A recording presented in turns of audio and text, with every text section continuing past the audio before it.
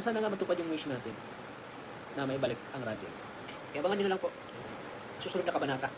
Basta ang Radel po, ibabalita ko lang po sa inyo kung bukas po or kalawang araw. Live ako. Ay, good news. Kung ano yung bad news. Abangan nyo lang po yung balita ko. Hello mga sangkay, mga kalingap. Welcome back to my channel. Ito po muli ang inyong Sangkay Lons muling nagbabalik. Kumusta? Kumusta kayong lahat? Sana nasa maayos na kalagayan ng lahat. Mapadito sa Pilipinas or sa mga nasa ibang bansa, dobling ingat tayo, no? So, mega love shoutout sa inyong lahat sa Team Sangkay Original, Team Sangkay Sponsors, Team Kalingap, Kuya Val, at Edna, Kalingap Rob. Sa lahat ng aking mga followers, supporters, and subscribers, sa mga lolos, lolas, FWs, and PWDs. Mega love shoutout sa inyong lahat, and of course, I love you all. Mega love shoutout din sa aking mga sponsors, kay Tita Bing. Ang kanyang YouTube channel ay Horbin TV Vlog. Subscribe po natin.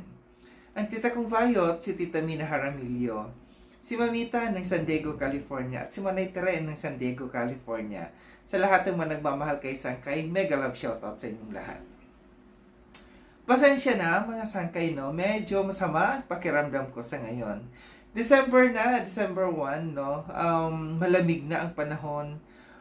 Uso na yung mga sakit, ubot sipon, no? So, parang isa ako sa mga tinamaan, masakit ang lalamunan, parang tuyong-tuyo yung lalamunan ko, para akong sisipunin, hindi ko maintindihan. So, lahat ng mga tao na nandito sa Pilipinas ngayon, mag-ingat tayong lahat, no? So, ngayong araw na ito, mga Sangkay, gagawa ko ng reaction video. Ito patungkol sa napanood kong live, no? Sa wakas, nagsalita na si Kalingap Tata patungkol sa mga issues, no? Or patungkol dito sa left team na Rajel, no? Sa kanyang live, nandoon yung natanong siya ng mga viewers patungkol dito sa Rajel. So, pakinggan natin itong live niyang ito, no? Then after natin na mapakinggan, magbibigay tayo ng opinion or kuro-kuro patungkol dito. Tara mga Sangkay, mga Kalingap, pakinggan natin. May times na kausap mo si Kuya Ba? Nandito na ba? Nakawin na ba sila Kuya? Nakawin na ba sila Kuya Ba? Hindi pa ako napunta doon. Kausapin ko pa si Kuya. Sabi naman ni Kuya, papuntahin ako doon. Tuloy ko bang Rajil? Yung tanong mo na yan ay hindi ko pa masasagot. Magkausap na kami ni Kuya. So far ngayon ay hindi muna. Anuhin muna natin yung anuhin po muna natin yung ano nila, decision talaga. So, masaya po. Pagpuli lang po natin na maging okay po lahat. Maging lang po tayo. At siyempre, bilang isang Kalinga partners, E-Boys, narespeto po natin yung ni Kuya, decision po. Paano yung makabubuti. Kasi, pag matupad yung ng rules talaga, ang gawa yung kumpanya, yung matupad na rules, malalagay tayo kung paano po na rules. Malay natin, may kumbaga, may mga darating na magandang opportunity sa buhay natin. Just pray po yan. Pray lang po tayo mga Kalingap. Ang pinakamagandang pundasyon po. Pray lang po tayo. At huwag tayo magtangin ng hinanatid po. Huwag tayo magtampo. Huwag tayo mag-bash. Huwag tayo mag-bash po. Lalo na po kayo Kuya Bal. Huwag natin i-bash sa Kuya Bal po. Si Kuya Bal po ay talagang malaki po yung respeto ko sa kanya. Talagang hindi ko talagang may respeto ko po yung decision ko. Kaya ako po ay talagang wala pa akong sama ng loob ko kay Kuya. Hindi ko sa itinatanggap ko po kung ano yung rules na pinapatupad ng Kuya. Mag-pray lang po tayo. Pinakamaganda dyan, pray po. Lagi tayong manalangin sa Panginoon. Kaya talaga yung dapat natin unahin ng Panginoon.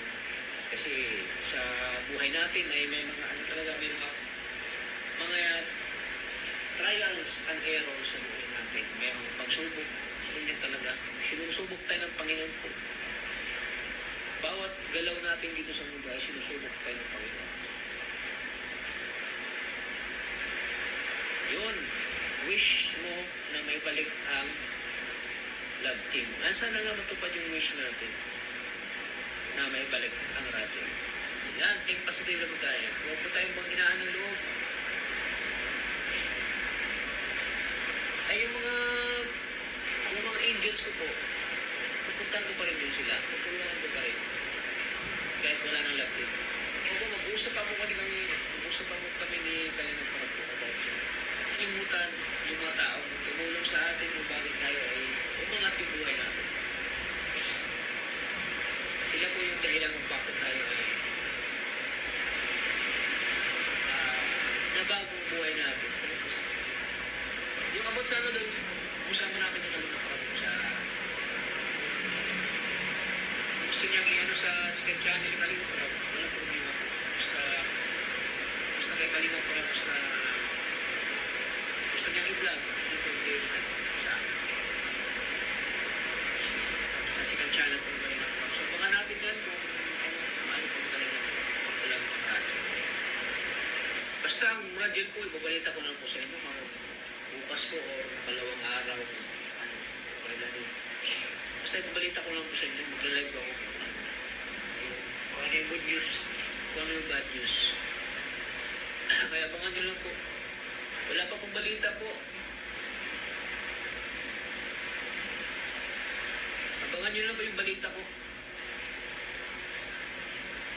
Abangan nyo yung balita ko or bukas or sa makalamang araw. Basta abangan nyo lang po, huwag po ay mainit. Abel Francisco, basta na si Ralph Angelica, nag-uusap mo sila.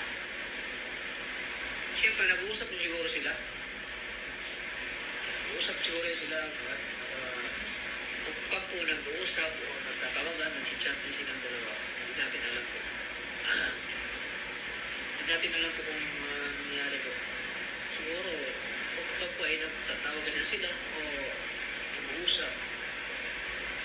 Hindi naman natin alam kasi hindi natin sila nakita o ginagawa nila.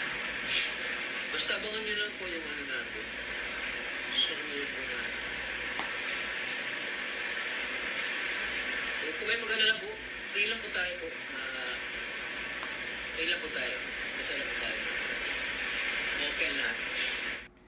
So yun mga sangkay, mga kalingap, at tinapakinggan no, yung live, yung mga sinabi dito, yung mga tanong sa kanya ng mga viewers kay Kalingap Tata, no. Medyo yung background niya maingay, umuulan yata sa kanila, no, kaya medyo maingay, no. Pero base dito sa kanya mga sinasabi, no, na hindi pa hanggang sa ngayon hindi pa sila nakakausap ni Kuya Val patungkol doon sa kung ano ang mangyayari dito sa Rachel, no.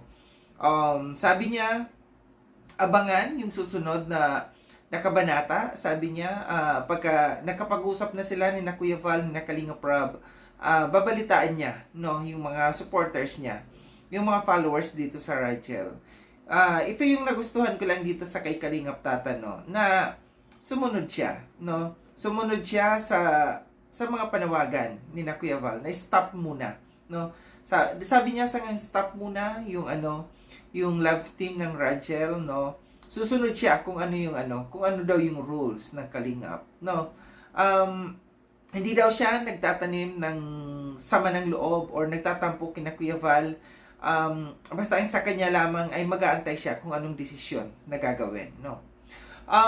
Sa mga supporters ng Rachel, no, siguro sa ngayon standby lang kayo, no. Kasi hindi pa nga sila nakakapag-usap ni na Kuya Val, no. So matagal na hindi nag-live dito si ilang days na hindi nag-live dito si Kalingap Tata. Alam ko na ito yung inaabangan ng karamihan na magsalita siya kung ano yung kanyang desisyon. Pero gaya ng sabi niya dito, siya ay susunod. Kung ano man ang ipag-uutos ni na Kuya Val, na Kalingap Rab, kung ano man yung desisyon na dapat gawin, susunod siya. And okay din daw sa kanya kung yung Rachel daw ay ilalagay doon sa second channel ni Kalingap Rab, no.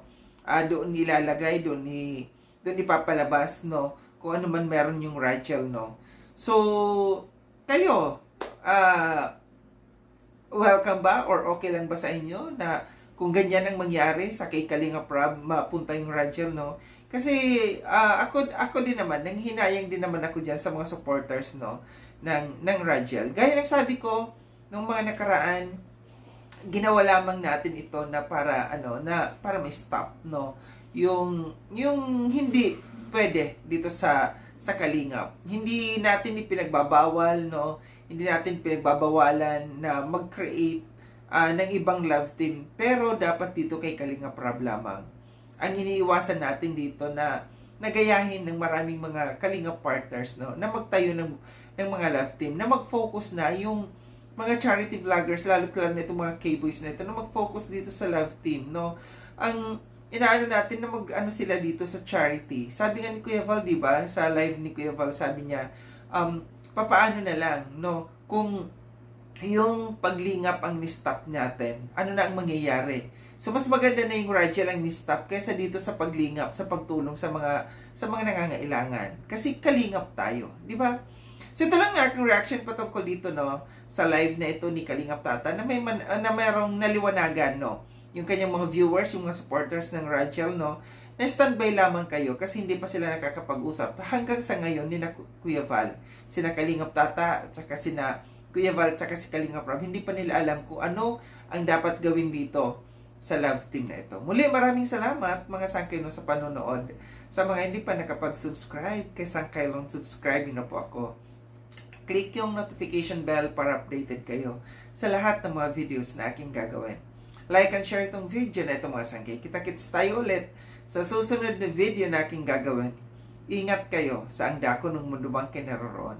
Paalam ng mga sangkay, mga kalingap, paalam.